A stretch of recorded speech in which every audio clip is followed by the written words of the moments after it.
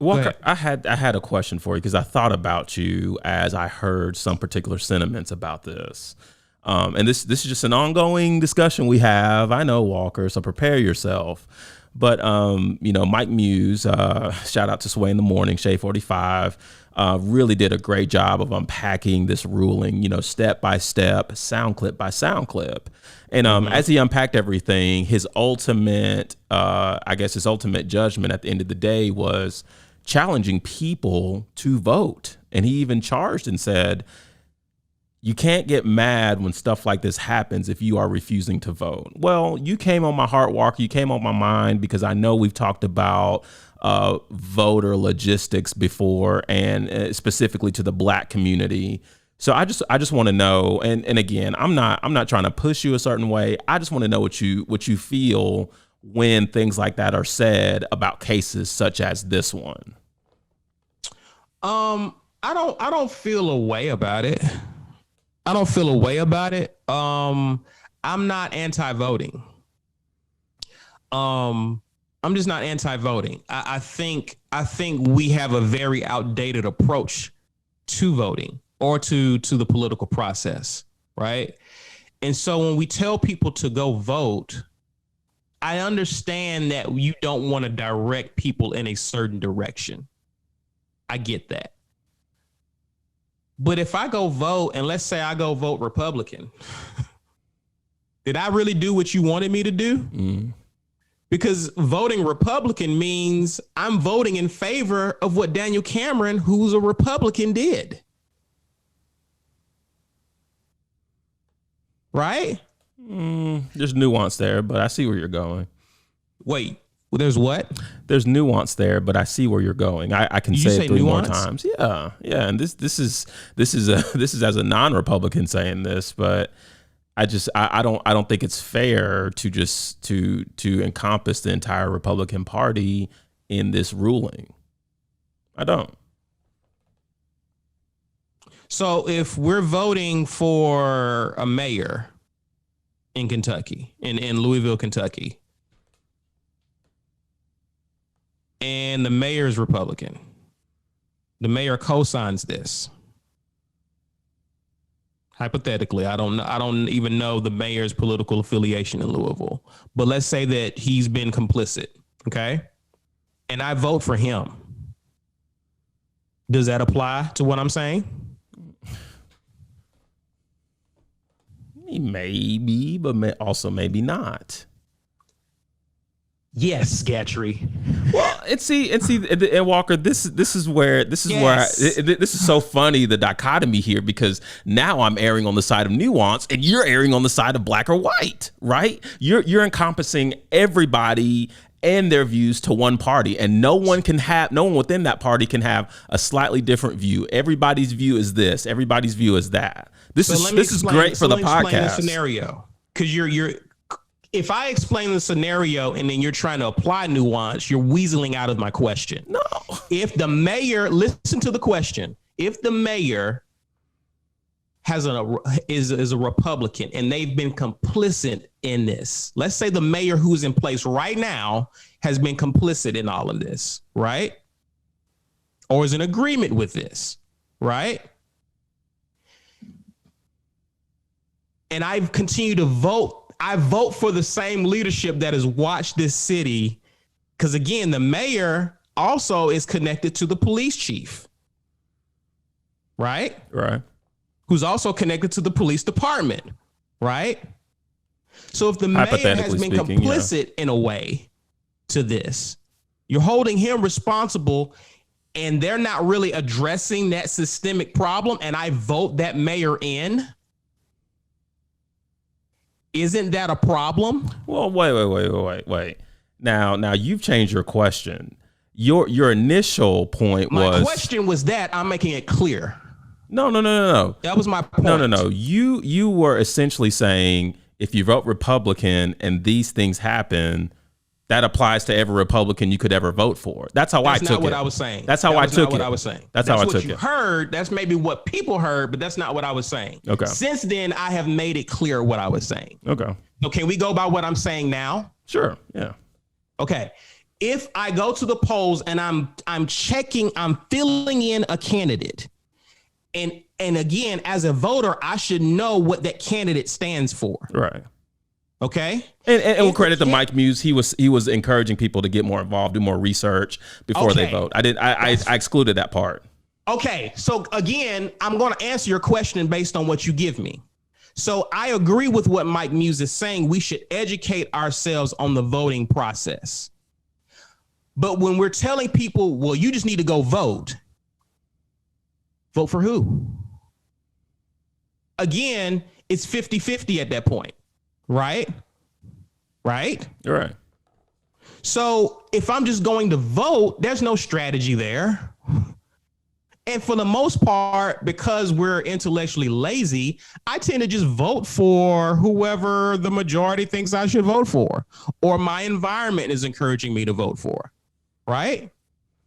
I'm not voting with a clear understanding of what the issues are and whether or not the people on the ballot actually have a plan to address those issues. Right? Right. So what I'm saying is I don't have a problem with the voting process. I just don't like the fact. I don't like the fact that we're just telling people to vote. I think we should encourage people to educate themselves on the issues and to determine who on that ballot is actually trying to address those issues. And if we do vote for that person, I think our responsibility goes beyond just showing up at the polls. You have to put pressure on these elected officials to make good on whatever promises that they're making to the general public. Right? Right. So again, voting is just a part of the strategy, in my opinion. And so when we emphasize voting, while it's important, again, I look at it this way. Voting is like tires on a car. It's like an engine. Just look at it. Let's give it more credit, more weight than that. It's an engine, right? The engine should work and be in tip-top shape and condition, right? Correct? Yeah. You need a good engine for the car to work, right? Right. But if you don't have tires on the car, it doesn't matter how good your engine is. True. So the engine in and of itself is not all you need for our community to address a lot of these issues. And in this case, the engine is the ballot box. There you go. Okay. Again, mobilization, you need wealth in your communities, right? Because that affects the next level of the political process. You need people as a community, we need to pull our resources together, develop wealth in industries. Because again, when I look at these candidates on a presidential level and I see who's donating to their campaigns, I'm seeing big time businesses donating big time dollars to these candidates. They're not just doing that because they got money to throw away. No. They're trying to reserve their positioning to get some of their interests met, right?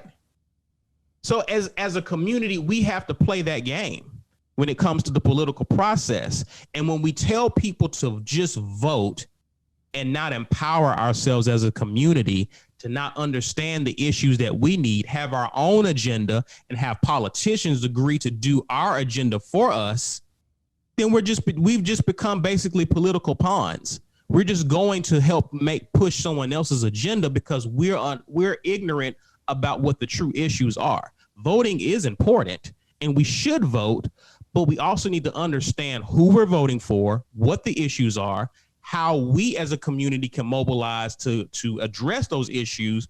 And we're getting a politician that we put in place to meet our agenda.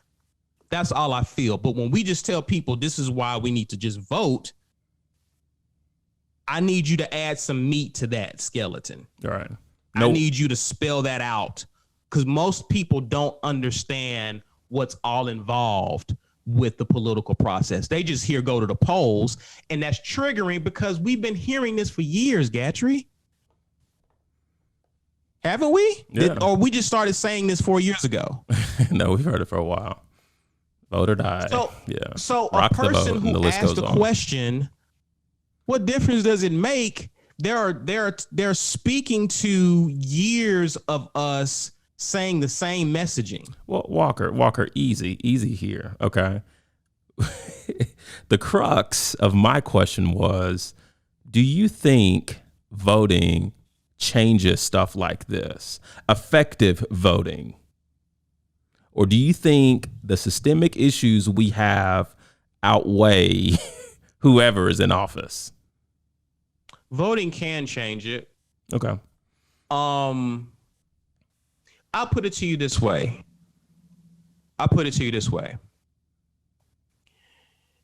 It's not enough to just hope we have good police officers, right? We should, when we construct our own communities, we should recruit people from our community, good people, to be officers, right? Yeah. In other words, we put people in specific positions that understand our community and understand our needs, understand how to talk to us, deal with us, the whole nine, correct? Right. I think the same principle applies to politicians. And we should, instead of encouraging, and there's nothing wrong with encouraging our kids to play sports, right? But we should encourage our children to be politicians and be on the city council in our communities, to be the mayor, right? Right. Because these people grew up in our neighborhoods. They understand our people. They understand our neighborhoods.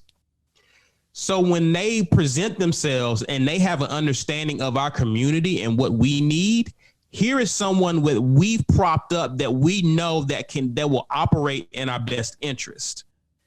Now, that's at a small level, but it also works very similarly at a larger level when you're voting for senators and you're voting for mayors and governors and the whole nine, right? Right. So I think that when we have people in place who have the ear of the community and we show up to the polls for them, absolutely. And even if you don't have that person in place, because we understand that can be difficult at these different levels of government, right?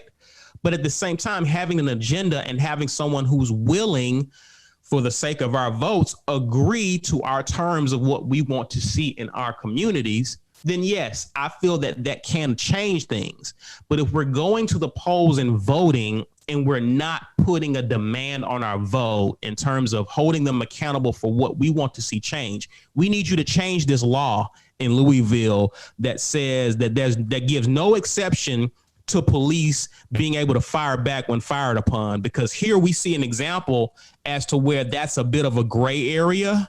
And the police should not just get off on the fact that they are officers and they can fire back when fired upon. Make sense? Yeah. That's just how I feel about it. Okay. I know that was a lot. A lot. No, like I said, you were on my heart. Your thoughts were on my heart. That's why I asked you. So thank you. And I don't have a problem with voting. I just feel like when we just say you should go vote for what? Yeah. Vote for who? Most people don't even know what they're voting for. True. Very factual. And I'll even be honest. I target certain things that I look for, especially in like the local elections, and I'm usually always shocked by the other seats that are up for vote on the ballot that I've done absolutely no research on. So right. I'm guilty of some of that, but I am intentional on finding the issues dear to my heart and finding which candidate aligns closely with that. So it's going to be difficult. I mean, it's possible, but for the most part, you're going to find a very low percentage of people who understand every candidate on that ballot and what their platform and agenda is. I'm thinking about when I was 18 and I was voting for the first time, man, I didn't know nothing. I was just like, man, they say I'm supposed to do this. Let me go ahead and do it. Boom. Civic duty fulfilled. Back to my foolishness, So.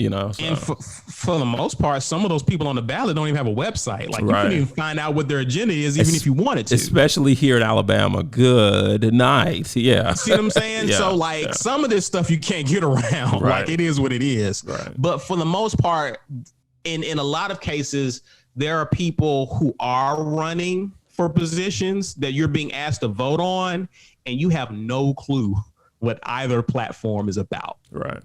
And if you did your due diligence and you actually consulted with your value system, whatever that is, you may look at both candidates like, is there another person for this? Yeah. Maybe you need more than just two people running to address some of the major issues in your community. Sure. Maybe these two people are missing it. So that's my whole thing. I know I went way over just ranting, but I prompted you with a question, so I'll allow it. Okay. All right. Walker. Thoughts and prayers with Breonna Taylor's family, though, for sure. Yeah. Just I didn't know if you had anything else, but I was going to transition on into the prayer list.